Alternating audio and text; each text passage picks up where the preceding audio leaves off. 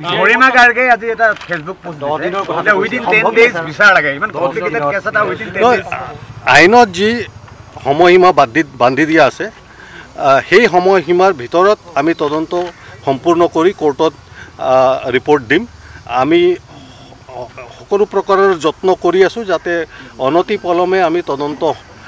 এটা লজিক্যাল কনক্লুজনত আহিব পাৰোঁ আমি দিনে নিশাই কাম কৰি আছো এছআইটিয়ে আৰু আইনত যেটো টাইম সময়সীমা আছে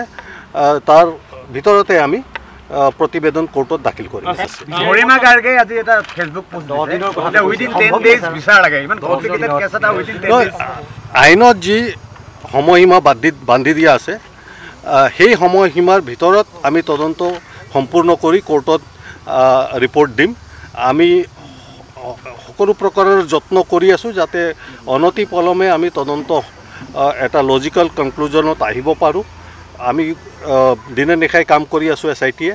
আৰু আইনত যেটো টাইম সময়সীমা আছে তাৰ ভিতৰতে আমি প্ৰতিবেদন কোৰ্টত দাখিল কৰিম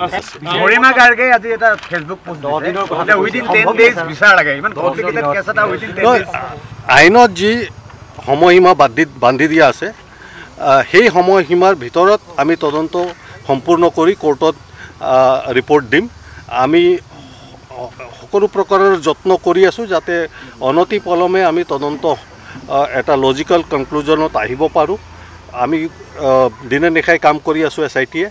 আৰু আইনত যেটো টাইম সময়সীমা আছে তাৰ ভিতৰতে আমি প্ৰতিবেদন কোৰ্টত দাখিল কৰিম